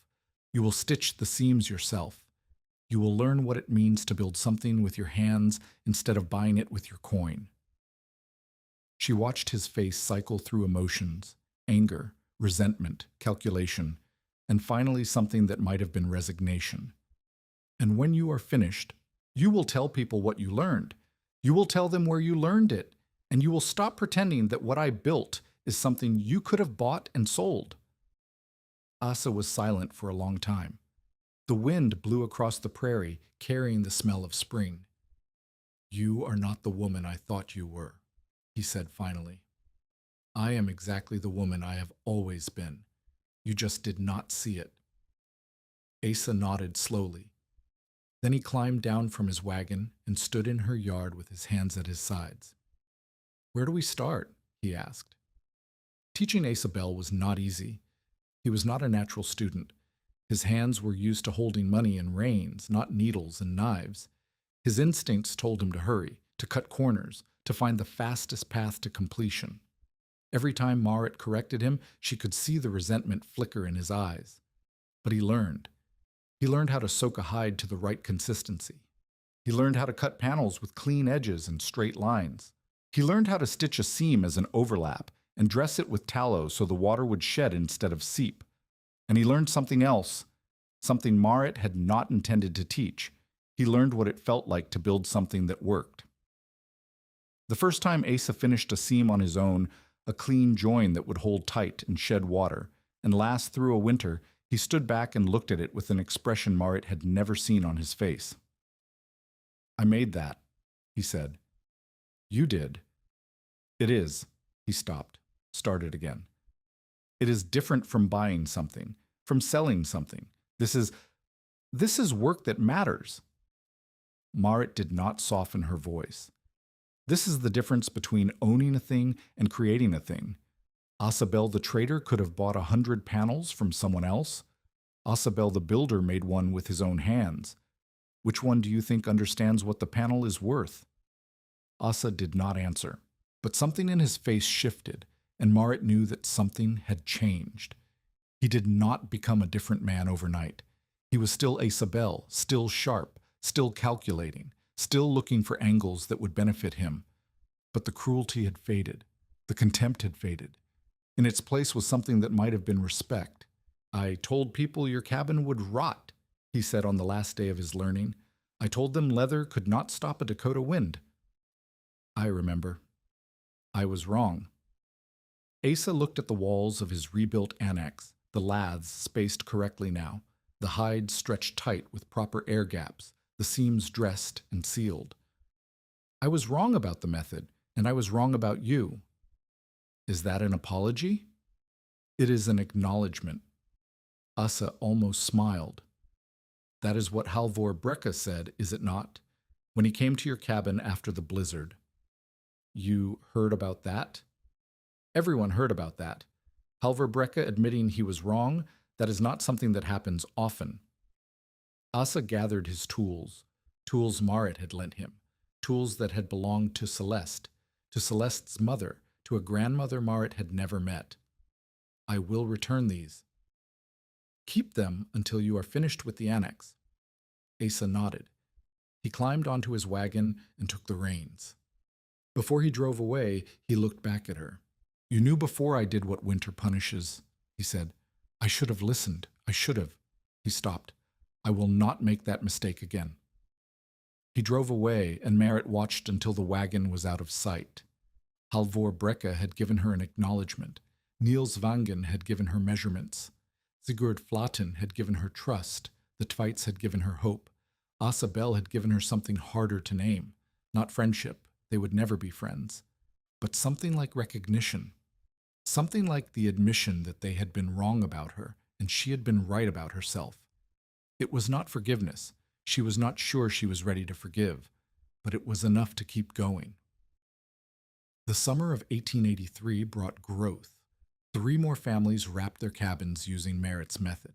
2 more learned from Knut Tveit, who had become an evangelist for the technique after his baby survived the spring on Marit's milk and his cabin survived the late winter cold on Marit's design. By autumn, there were 11 houses in the settlement that wore leather skins. Some were full wraps like Marit's original. Others were partial, just the north wall and the roof ridge, the places where the wind hit hardest. A few were experiments, different kinds of hides, different seam patterns, different tallow mixtures. That is good, Marit told a young couple who had devised a way to make the roof panels removable for summer repair. That is better than what I did. But you taught us the foundation, the wife said. Without the foundation, we could not have improved. That is how it is supposed to work. Marit thought of Celeste, of what Celeste had said about methods that changed and methods that stayed the same. A method that never changes is a method that dies. A method that grows is a method that lives. She did not know if Celeste could hear her. She did not know if the dead heard anything, but she spoke the words anyway, hoping they would travel wherever Celeste had gone. The following winter was easier than the previous 2. Not because the cold was less brutal, it was not, but because Marit was no longer alone in facing it. She had neighbors who understood what she understood. She had students who had become teachers. She had a community that had learned to survive not just by copying her method, but by adapting it, improving it, making it their own. And she had her children. Christy was 9 now, old enough to stitch seams that would hold through a blizzard. Nels was 7, still small, but learning to scrape hides without wasting material. They were no longer the helpless passengers they had been when Pater died. They were workers, contributors, inheritors of knowledge that would outlive them all. On the coldest night of January 1884, Marit sat by the stove and listened to the wind push against the leather walls. The walls flexed and held. The seams stayed tight. The fire burned low and steady, its warmth trapped inside a shell that had now survived 3 winters. She thought about Pater, who had started 2 walls right and 2 walls wrong and died before he could finish. She thought about Celeste, who had come to barter for milk and stayed to teach everything she knew. She thought about Halvor Brekka and Niels Vangen and Asa Bell. Each of them changed in different ways by something she had built. And she thought about the future, about the children who would grow up in houses that held their heat, about the methods that would spread and change and grow, about the knowledge that was already larger than any one person could contain. The wind pushed harder. The leather creaked. Inside the cabin, the children slept warm. The spring of 1884 brought the work bees. Marit had not planned them. They emerged the way most useful things emerged on the prairie, from necessity, from proximity, from people discovering that shared labor was lighter than solitary struggle. The first one happened in April, when 3 families arrived at her claim on the same morning, each carrying hides from spring slaughter and asking for help wrapping their cabins before the summer rains could test the seams. Marit looked at the pile of hides, looked at the families, and made a decision. "We will do all 3, she said. "Together. Each family works on every cabin, and by the end of the week, all 3 are finished." It took 5 days. By the end, they had developed a rhythm. The men built lath frames while the women soaked and cut hides. The older children stitched seams under Marit's supervision, while the younger ones kept fires burning for the tallow pots. They moved from claim to claim, sleeping in barns and lean-tos, eating meals cooked over shared fires. When it was over, 3 cabins wore new leather skins. But something more important had happened. The families had stopped being neighbors and started being something else. A network, a community bound by shared knowledge and shared labor. "We should do this every year," one of the wives said.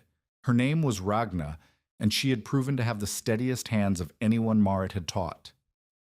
"Before winter comes, a gathering where everyone brings their hides and we wrap the new cabins together." "And repair the old ones," another wife added. "The seams that loosened over summer, the panels that need replacing." Marit thought about Celeste, about what Celeste had said about methods that lived and methods that died. A method that one person practiced alone was fragile. A method that a community practiced together was something stronger. "Yes," she said, "we should do this every year." The first formal gathering happened in October of 1884. They called it the wrapping bee, though the children had already started calling it something else, skinning the house. The phrase had started as a joke. Nels had said it first, imitating the way butchers talked about preparing carcasses, but it stuck. By the time the first wrapping bee ended, everyone was using it. "We are skinning the house," Christy told a visiting freighter who asked what they were doing. "It is what you do before winter." The freighter looked at the cabin they were working on, a new claim 3 miles north, owned by a family who had arrived too late in the season to build properly, and shook his head slowly. "I have been hauling goods across this territory for 15 years, he said. "I have never seen anything like this." "Then you have not been paying attention," Christy said. She was 10 now, and she had inherited something from Marit that showed in the way she held herself, a quiet certainty that came from knowing how to do things that mattered. The freighter left, and Marit overheard him telling another traveler about the strange settlement where people wrapped their houses in leather like they were making giant boots. The traveler laughed. The freighter did not. "I saw it work," he said.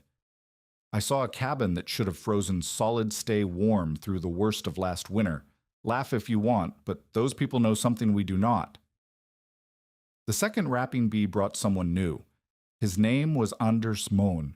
He was a widower in his middle 30s, a blacksmith by trade, and he had ridden 20 miles from a settlement to the east because he had heard about the leather-wrapped cabins and wanted to see them for himself. He did not come to learn the leather work. He came because he had an idea. "The seam tension," he said, examining one of the panels Marit was preparing. "You tie it off with rawhide strips, yes? And the strips stretch over time, which loosens the seam." "Yes. That is why we check them every spring." "What if the strips did not stretch?" Anders reached into his saddlebag and pulled out something that gleamed dull silver in the October light. "I made this. It is a strap tensioner. Iron loops that hold the strip tight and let you adjust the tension without cutting and retying." Marit took the device and turned it over in her hands. It was simple, 2 loops connected by a threaded bolt, but she could see immediately how it would work. You would thread the rawhide strip through both loops, then turn the bolt to draw the loops closer together, tightening the strip without putting stress on the stitching. "Did you design this yourself?" "I saw a similar mechanism on a freight harness once. I adapted it." Anders watched her examine the tensioner with the careful attention of someone who wanted to know if his work was good enough. "I can make more, as many as you need, if you think it would help." Marit looked at him, at his calloused hands, his watchful eyes, the way he held himself like a man who was used to being useful and wanted to be useful again. "It would help," she said. Stay for the wrapping bee. I will show you how the panels go together, and you can show me how the tensioner works. Anders stayed. He did not leave after the wrapping bee ended. He had no particular reason to return to his own settlement, no family waiting, no business that could not wait. And there was work to do on Marit's claim that required skills she did not have. The stove collar needed rebuilding. The iron scraps Niels Vangen had traded her years ago had corroded, and the clay alone was no longer enough to keep sparks from reaching the leather. Anders rebuilt it with proper iron plate, fitted so tightly that no spark could escape. The door hinges needed replacing. The leather straps Peter had used in 1880 were worn through, and the door sagged in its frame. Anders forged new hinges from iron stock, mounting them so the door swung true for the first time since Marit had arrived. The tools needed repair. The awls Celeste had given her were still good, but the handles were cracked and the points were dulled from years of use. Anders rehafted them with new wood and sharpened the points until they bit into leather like the day they were made. He did not ask for payment. Marit did not offer any. They worked in parallel, she on the leather work, he on the iron work, and the boundaries between their labor began to blur. "You could stay through winter," Marit said one evening. They were sitting outside the cabin, watching the sun set over a prairie that was turning gold with autumn. "There is room in the lean-to for your horse. Room at the table for another person." Anders was quiet for a long moment. Then he said, "I have been alone for 4 years. Since my wife died in the fever of 80, I had forgotten what it was like to work beside someone who understood what I was trying to do. I know that feeling. I imagine you do." Anders looked at her, really looked, in a way that made something in her chest tighten. "I am not asking for anything. I just want you to know that if I stay, it is not because I have nowhere else to go. It is because there is nowhere else I want to be." Marit did not answer immediately. She thought about Peter, who had been strong and confident and dead before he could finish what he started. She thought about Celeste, who had been wise and patient and gone before Marit was ready to lose her. She thought about what it would mean to let someone new into the life she had built. "Stay," she said. They married in the spring of 1885. It was not a grand wedding. The minister from De Smet came out to the claim, performed the ceremony in the cabin, and left before the afternoon was over. The guests were neighbors: Halvor Brekke, Niels Vangen, the Tvites, the Flattens, others who had learned from Marit or been helped by her over the years. Asabel did not attend. But he sent a gift, a set of iron hide-stretching frames forged to Anders's specifications that would make the work faster and more precise than anything they had used before. "He is trying to buy goodwill," Anders said, examining the frames. "Let him try." Marit ran her hand over the smooth iron. "The frames are good. The intention does not change the quality of the work. You are more forgiving than I would be." "I am not forgiving. I am practical." Marit set the frames aside. "Asabel spent 2 years trying to destroy what I built. He failed. Now he is trying to be part of it instead. I would rather have him inside the work than outside it, looking for ways to tear it down." Anders considered this. Then he nodded slowly. "You are wiser than I am. I am older than you are. Wisdom comes from surviving mistakes. How many mistakes have you survived?" "Enough to know that holding grudges is one of them." The years that followed were not easy. No years on the prairie were easy, but they were good.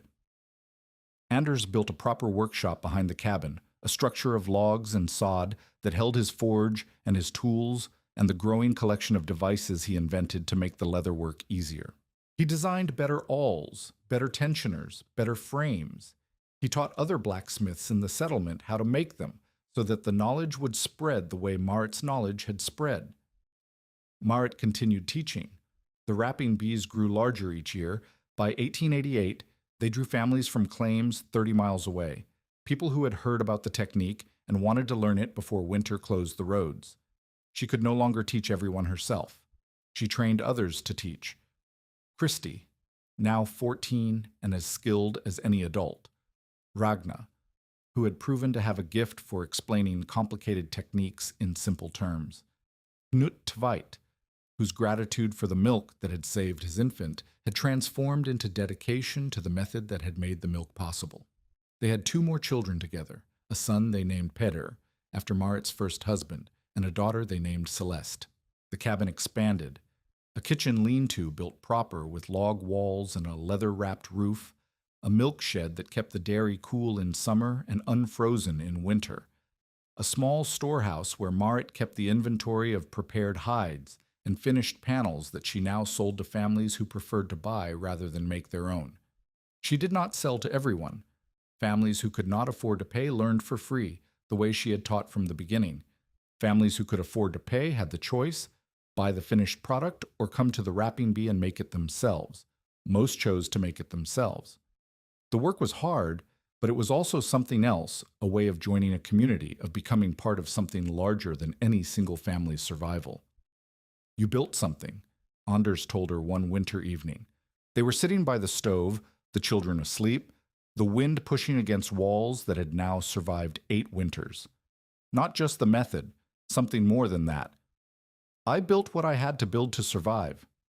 "Yes, but it became more than survival." Anders looked at her with the steady gaze she had come to depend on. "It became a way of life, a way of thinking about what people owe each other." "I do not think about what people owe." "I know. That is why it works." Anders reached over and took her hand. "If you charged for knowledge, people would pay and forget. Because you give it away, people remember. They pass it on. They feel obligated, not to you, but to each other." Marit thought about Celeste, about the tools that had passed from grandmother to mother to daughter to stranger. She thought about the wrapping bees, about the families who arrived knowing nothing and left knowing enough to teach others. "That is what Celeste wanted," she said. "A method that would outlive us both." "It will outlive everyone in this room."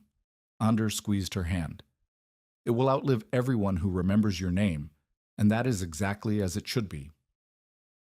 Halvor Brekke died in the winter of 1891.